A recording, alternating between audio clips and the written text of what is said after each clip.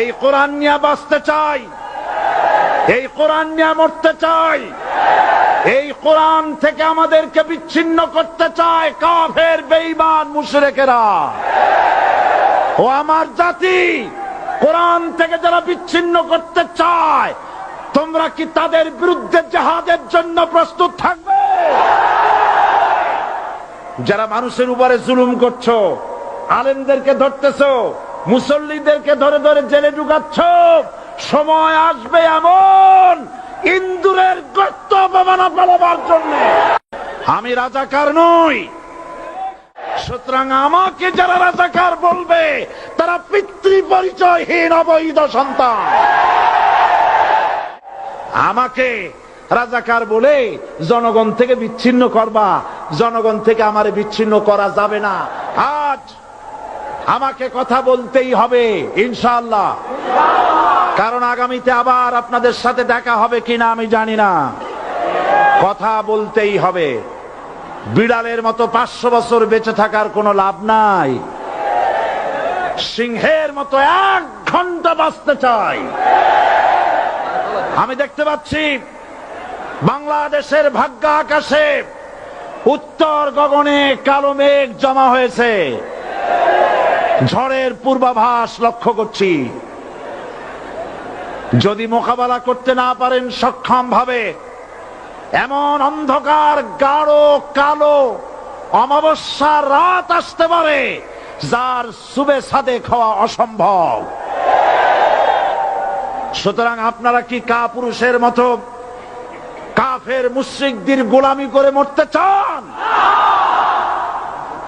বিড়ালের মতো 500 বছর বেঁচে থাকার কোনো লাভ নাই, সিংহের মতো 1 ঘন্টা বাঁচতে চাই।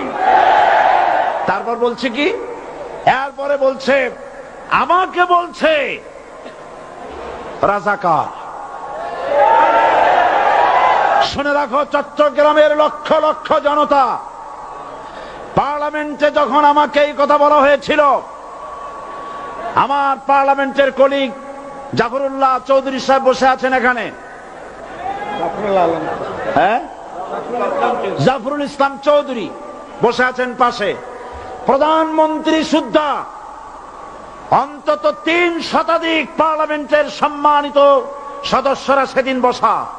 1997 সনের বাজেট বক্তৃতা যখন আমি করতেছিলাম, ডক্টর কুদরতে খোদা, নাম রাখছে কুদরতে খোদা, আসলে গজবে খোদা। এই লোকটি নাস্তিক, ইসলামের চূড়ান্ত দুশমন। তার প্রণীত শিক্ষা ব্যবস্থার যখন সমালোচনা করছিলাম, ট্রেজারি বেঞ্চ থেকে আমাকে বলা হলো রাজাকার। আমি আমার সমস্ত শক্তি একত্রিত করে বলেছিলাম, শুধুমাত্র হিন্দুস্তানের রাজাকারেরাই আমাকে রাজাকার বলতে পারে। আমি বলেছিলাম 1973 সন পর্যন্ত আমি বাংলাদেশের কোন রাজনৈতিক দলের নেতা এবং কর্মী ছিলাম না। আমি রাজাকার নই। আমাকে রাজাকার বলে যদি তাকেও প্রমাণ করতে না পারে 10 কোটি টাকার মানহানি মামলা দায়ের করব। আমার এই বক্তব্য সারা দুনিয়া শুনেছে, পার্লামেন্টে আমার এই বক্তব্য রেকর্ড হয়ে আছে। সেদিন 3 শতাধিক পার্লামেন্ট মেম্বারের কেউ আমার চ্যালেঞ্জ গ্রহণ করেন নাই। যে কোনো ব্যক্তি পার্লামেন্টে গিয়ে আমার বক্তৃতা দেখে আসতে পারেন। এরপরে 1997 সনের 7ই অক্টোবর দৈনিক জনকণ্ঠ পত্রিকা যখন আমার বিরুদ্ধে লিখলো, সেই পত্রিকায় সাইদির ওপেন চ্যালেঞ্জ 8ম পাতা, 1997 7ই অক্টোবর, এত বড় 2 কলমে হেডিং। সেখানে আমি বলেছি, বাংলাদেশের সকল সাংবাদিক, গোয়েন্দা বিভাগ, বাংলাদেশের সকল বুদ্ধিজীবীকে আমি আমার পিরোজপুরে আমন্ত্রণ করছি। আমার উপস্থিতিতে যদি কেউ প্রমাণ করতে পারে বাংলাদেশের স্বাধীনতা যুদ্ধের বিরুদ্ধে আমার কোনো ভূমিকা ছিল, সজ্ঞানে স্বেচ্ছায় জাতীয় সংসদের সদস্য পদ থেকে পদত্যাগ করব। 3 বছর পার হয়ে গেছে, আজ পর্যন্ত কেউ এই চ্যালেঞ্জের মোকাবেলা করে নাই।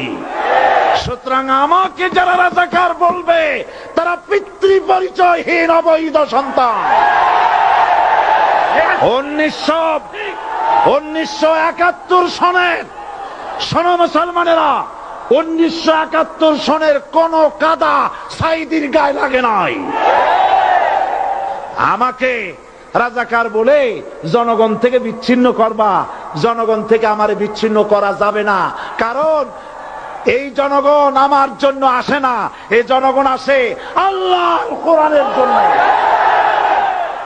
বাংলাদেশের মুসলমানদের শরীরে এক বিন্দু রক্ত থাকতে শয়তানের তৈরি করা ধর্ম নিরপেক্ষ মতবাদ বাংলার জমিনে কায়েম হতে দেওয়া হবে না, হবে না। কথা নাই, আমরা মানুষের তৈরি করা আইন মানি না। 12 কোটি মুসলমানের দেশে আইন তৈরি করবে মানুষ, আমরা মানব না। পার্লামেন্টে তৈরি হতে হবে কোরআন দিয়ে, পার্লামেন্টে আইন তৈরি হতে হবে কোরআন দিয়ে, এবং কোরআন হবে আল কোরআনের পার্লামেন্ট হবে বাংলাদেশে। ধর্মের নামে রাজনীতি নয়, আমরা ধর্মীয় রাজনীতি করি, আমরা এই কোরআনের রাজনীতি করি। এই কোরআন নিয়ে বাঁচতে চাই, এই কোরআন নিয়ে মরতে চাই, এই কোরআন থেকে আমাদেরকে বিচ্ছিন্ন করতে চায় কাফের বেঈমান মুশরিকেরা।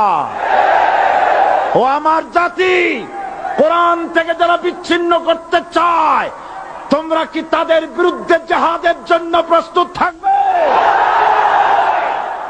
যারা মানুষের উপরে জুলুম করছো, আলেমদেরকে ধরতেছো, মুসল্লিদেরকে ধরে ধরে জেলে ঢুকাচ্ছ, সময় আসবে এমন ইন্দুরের গর্ত অপমানা পালাবার জন্য।